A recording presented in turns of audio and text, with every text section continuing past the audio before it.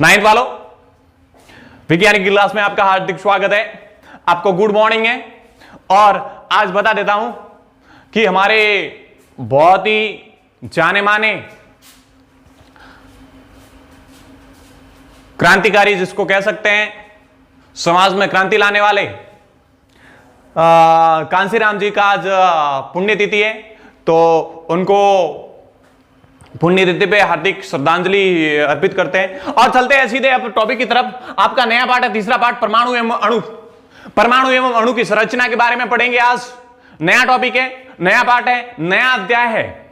तो परमाणु एवं अणु के बारे में बहुत ही प्राचीन काल से भारतीय दार्शनिक एवं ग्रीक एवं मिस्र देशों के दार्शनिक है, वो परमाणु एवं अणु के बारे में जानने के इच्छुक रहे हैं। और उन्होंने अणु की संरचना एवं परमाणु की संरचना के बारे में बहुत ही विभिन्न प्रकार के सिद्धांत दिए, विभिन्न प्रकार के मत दिए। उसमें भारतीय संस्कृति में देखें तो भारतीय दार्शनिक वैज्ञानिक जैसे महर्षि कणाद ने भी कण का एक सिद्धांत दिया, जिनके अनुसार पदार्थ बहुत सारे कणों से मिलकर बना हुआ होता है। तो ये छोटे छोटे कण हैं, वो आजकल परमाणु कहलाते हैं। तो हमारे प्राचीन दार्शनिक भी कणों एवं परमाणुओं के बारे में महत्वपूर्ण मत एवं सिद्धांत दे चुके हैं। लेकिन जो प्रचलित मत है, आधुनिक मत, वो दिए लाइवाज जी एवं जोसेफ प्राउस्ट ने दिए। तो जोसेफ प्राउस्ट एवं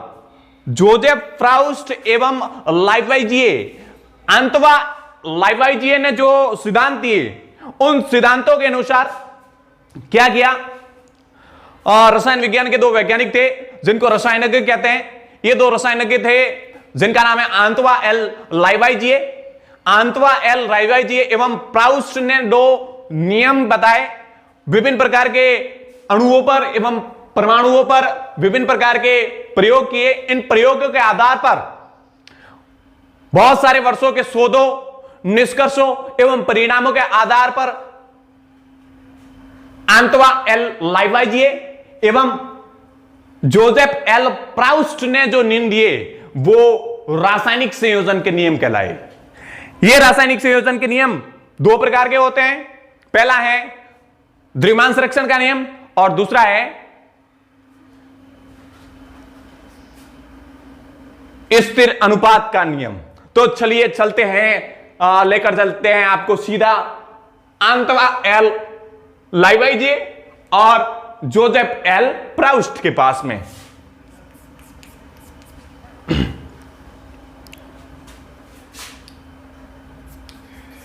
किसी भी पदार्थ की आंतरिक संरचना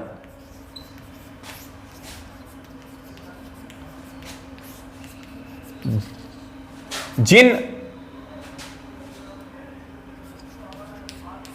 कणों से मिलकर बनी होती है,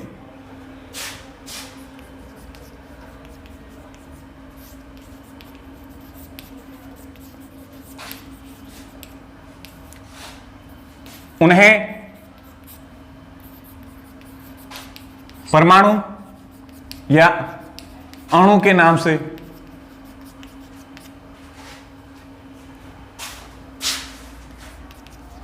जाना जाता है।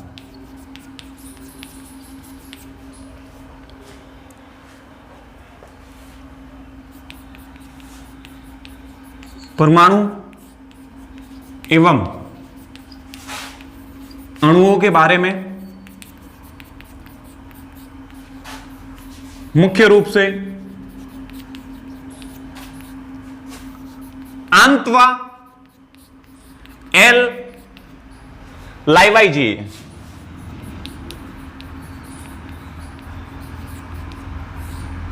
एवं जोसेफ एल प्राउस्ट ने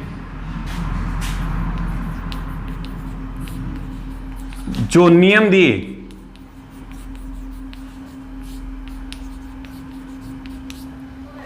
वो रसायन विज्ञान के लिए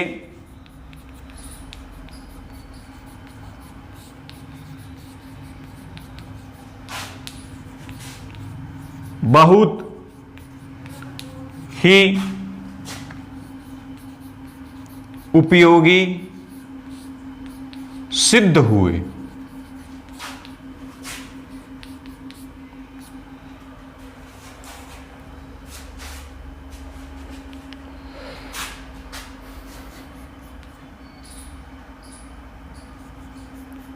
आंतवा एल लाइवाई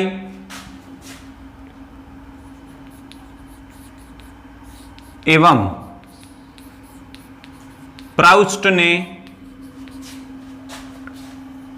दो नियम बताए। कितने नियम बताए? दो नियम। ये दोनों नियम बहुत ही रसायन विज्ञान की दृष्टि से बहुत ही महत्वपूर्ण थे एवं इन्हें रासायनिक संयोजन के नियमों के नाम से भी जाना जाता है। तो प्राउस्ट एवं लाइवाइजिए के रासायनिक संयोजन के नियम।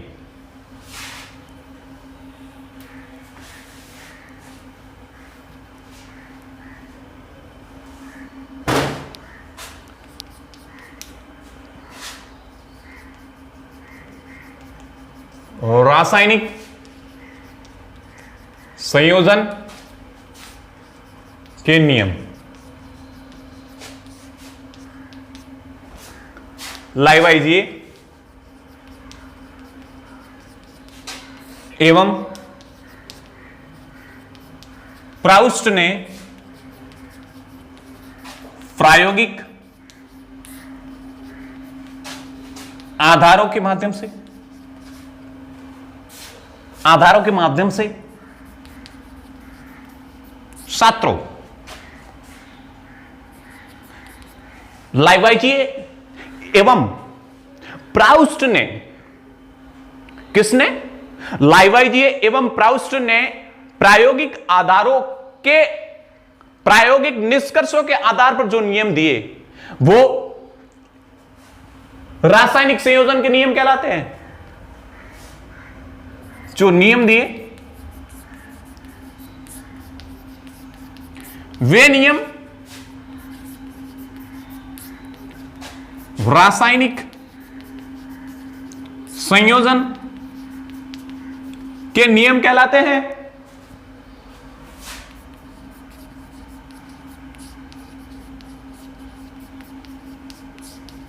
अब यह बताओ कि रासायनिक संयोजन के नियम कितने हैं? तो रासायनिक संयोजन के दो नियम हैं। स्टार बना के लिखो। रासायनिक संयोजन के दो नियम हैं। पहला नियम कौन सा होगा? पहला नियम ये रहा, द्रव्यमान संरक्षण का नियम।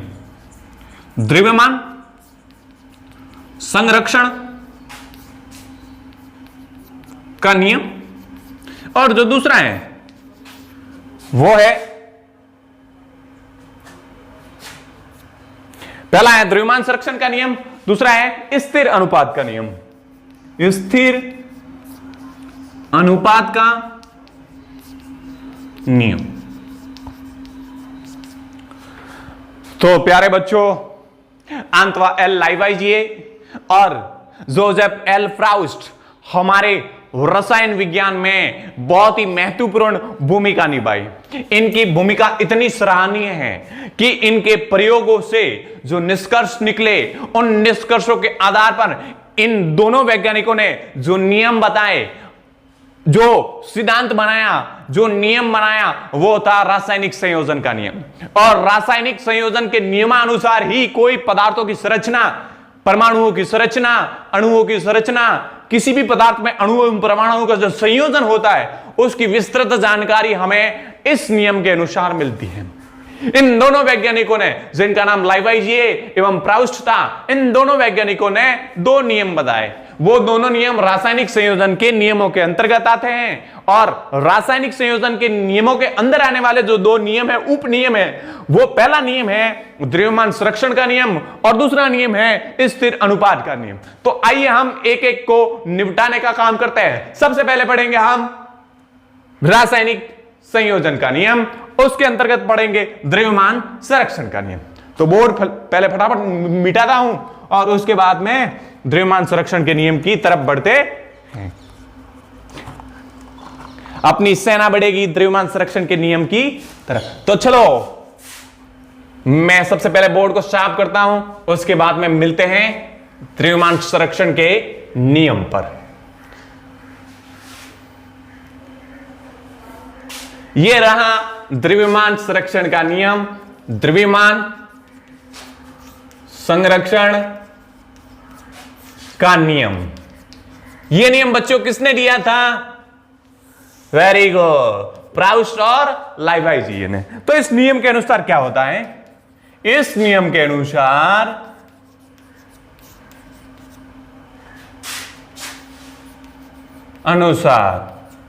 किसी भी रासायनिक अभिक्रिया के दौरान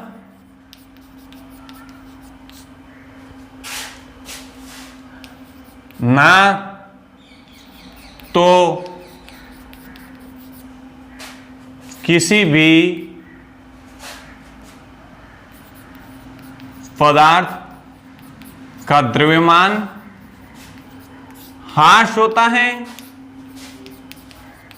ना ही द्रव्यमान का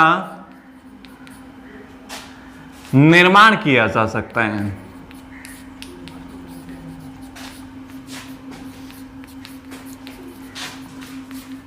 अतः द्रव्यमान हमेशा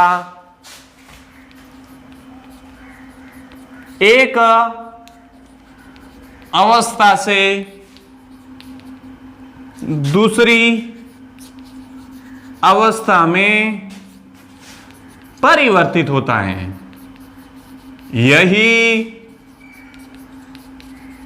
यही द्रव्यमान संरक्षण का नियम कहलाता है।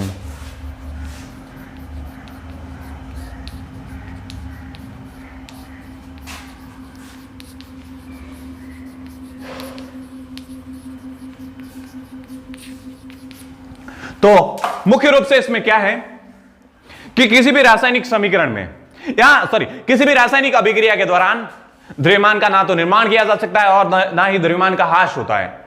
द्रव्यमान का ना निर्माण किया जा सकता है और ना ही द्रव्यमान का ह्रास हो सकता है। क्या एक रूप से दूसरे रूप में परिवर्तित होता है। तो जो ये नियम है लाइवाई का, ये नियम द्रव्यमान संरक्षण का नियम कहलाता है। इसके बाद में हमारा टॉपिक खत्म होता है। इसके बाद में मैं दूंगा आपको होमवर्क। घर पे जाकर कुछ काम करना पड़ेगा कि नहीं करना पड़ेगा? Very good. तो सीधा चलते हैं होमवर्क की तरफ। आपका होमवर्क में पहला प्रश्न कैसा होगा, और वो होगा एग्जाम की दृष्टि से बहुत ही इंपॉर्टेंट। तो चलते हैं होमवर्क की तरफ। पहला क्वेश्चन है रासायनिक संयोजन का नियम कौन से वैज्ञानिकों ने दिया?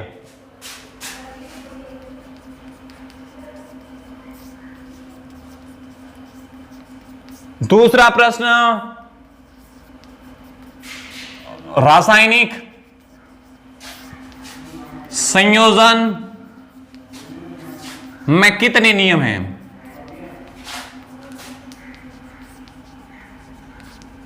नाम लिखो।